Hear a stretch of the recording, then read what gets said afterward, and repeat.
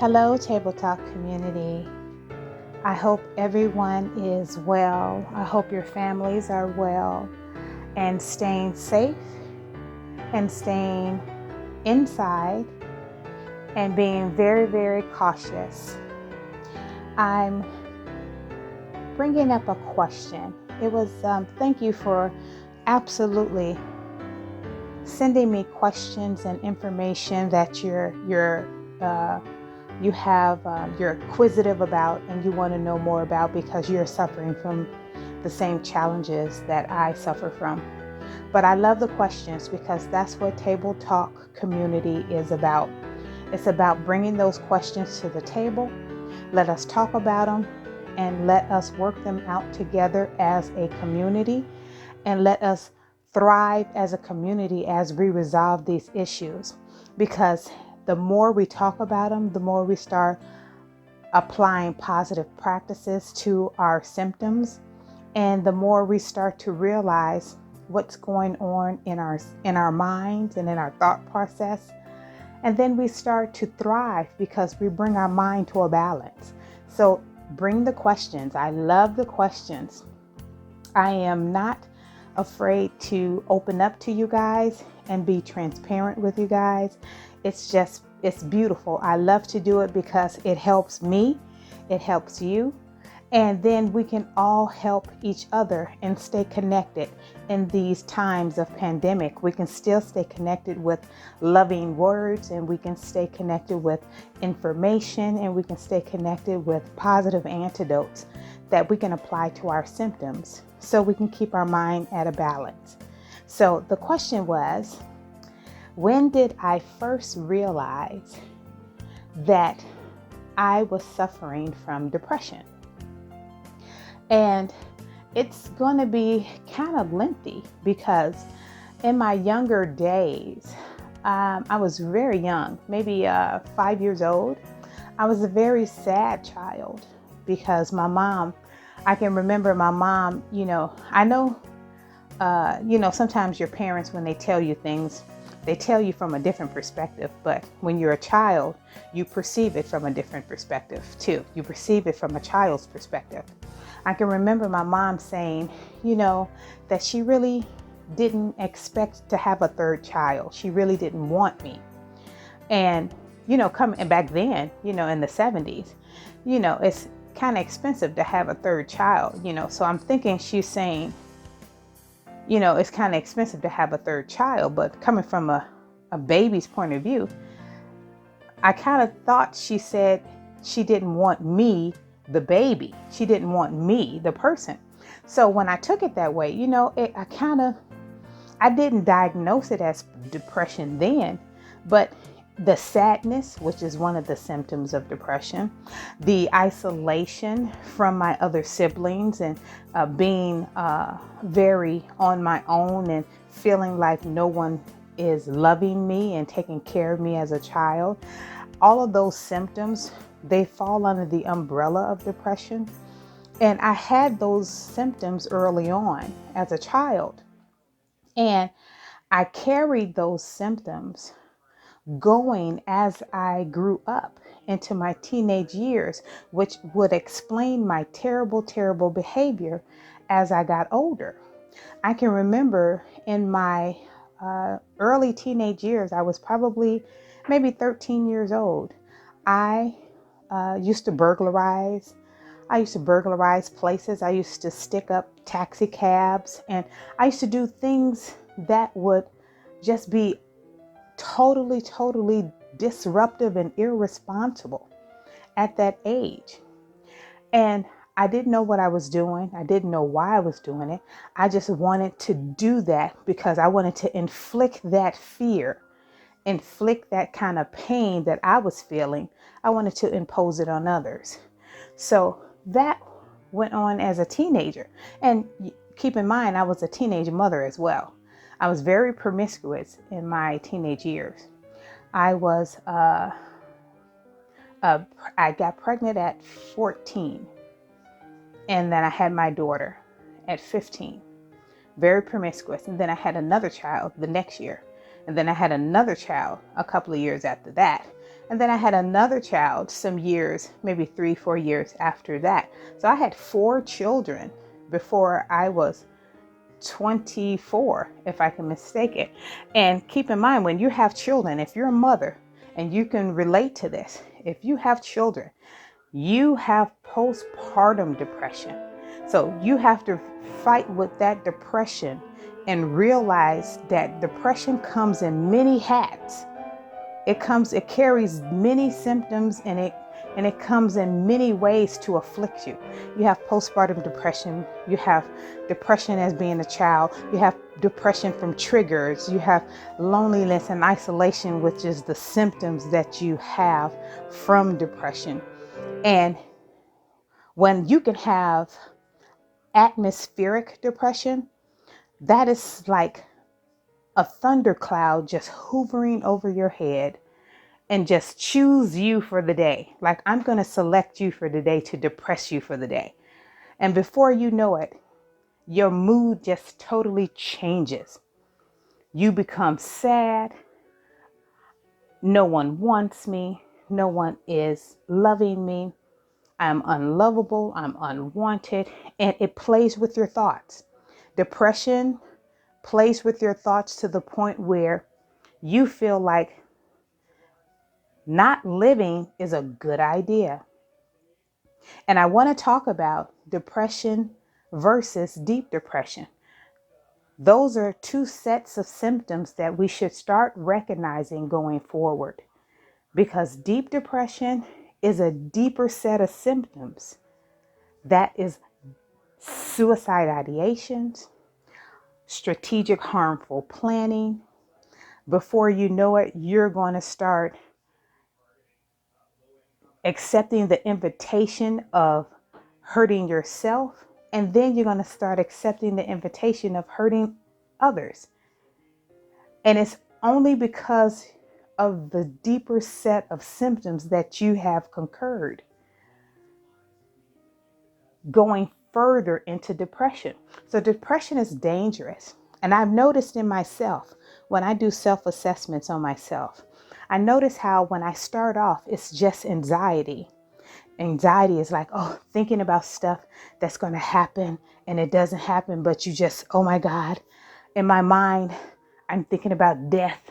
I'm thinking about trouble. And this pandemic doesn't really help that moment. And I just don't know what to do. Anxiety, it doesn't stay in the anxiety symptoms.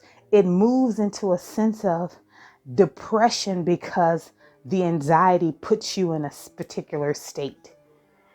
So now you're depressed that you're in that state of PTSD stage. I'm thinking of death. I'm thinking of harming. I'm thinking of someone wants to come get me. Someone wants to break into my home. Someone wants to attack me and assault me. You know, that's just your thinking at its worst.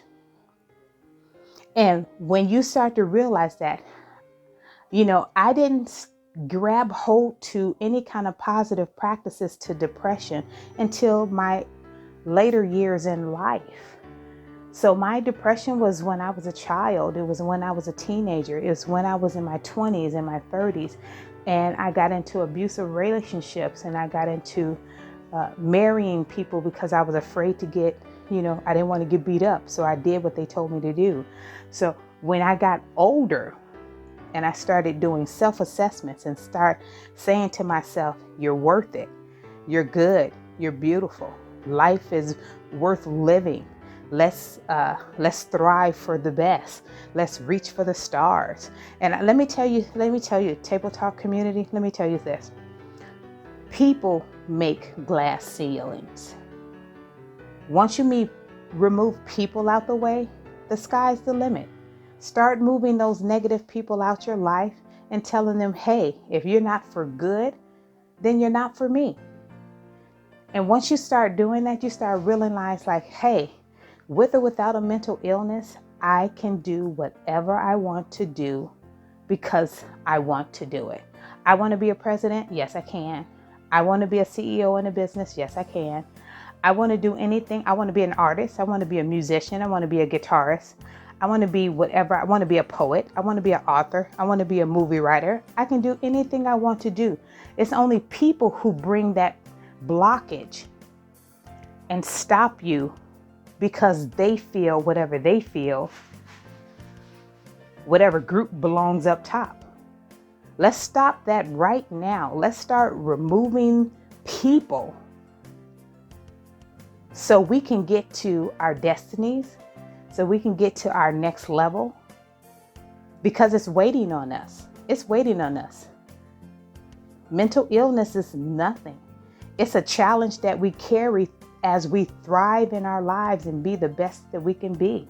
So when she asked me, the question is, when did I know those symptoms?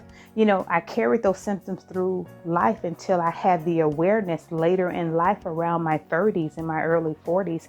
And I had a partner to tell me, like, these depression symptoms have been plaguing you all your life. So now let's start putting positive practices and positive antidotes to your symptoms so you can bring your mind to a balance. So depression, when your mind says you're not worth it, you turn around and tell yourself, like, no, I am worth it. And I'm going to tell myself I'm worth it every day of my life. And every day I thrive to be the best. And I'm going to show you that I'm worth it when I go ahead and sign up for school and I finish school. When I do this task in my life and I complete it. Oh, that's a slap in depression's face. When you do a task and complete it, you're telling depression, yeah, I'm all that and a bag of chips, baby. So let's start doing that and start being it.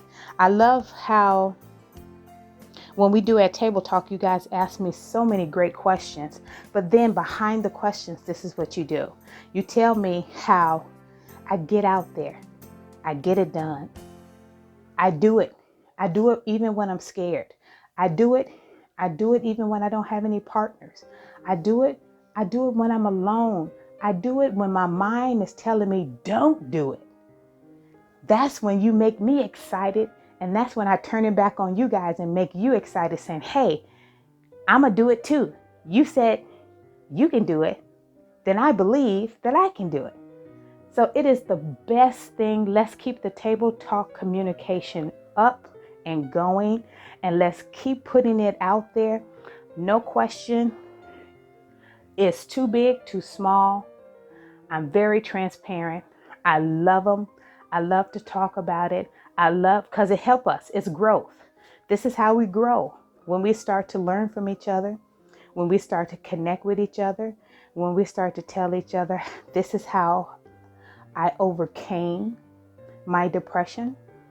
And I love to talk about it because most people, when you start to talk about depression, they're listening to someone who's telling them, oh, your mental illness is going to take you so far and you can never go any further than that. And that is just not true. You can go all the way wherever your brain takes you. If you want to be an astronaut, you can be an astronaut. You can be an astronaut with a mental challenge. I can be an author with a mental challenge. I can be a business owner with a mental challenge. That's nothing. And it looks even better when you carry the mental challenge as you complete your goals. It looks even more. Talk about superhero. Who do you know who has a mental challenge and still become a congressman, a senator, a mayor, a alderman? That's right there. That's a person that I want on my team. Someone who says, yeah, I got faults. And I'm not perfect, but I still put my gym shoes on every day and I get to walking outside and I lose the weight. We're going to talk about health consciousness too, because health consciousness and weight loss is definitely connected to compulsiveness. I have that problem, being compulsive, eating with the mood, eating because I'm sad, eating because I'm bored, eating because someone hurt my feelings, and letting people change my mood. We're going to have to stop that. We're going to take 2020 going forward and giving mental illness a black eye. That is our job. That is what we're going to do. Mental illness don't control us. Mental illness do not dictate how we live our lives. Mental illness will no longer be in the front. Mental illness will now be in the back. So let's start doing that. Keep the questions coming. I love it. You guys, stay healthy, stay safe, stay inside, be careful, love yourselves, and love others. Let's stay connected. Until next time, stay safe.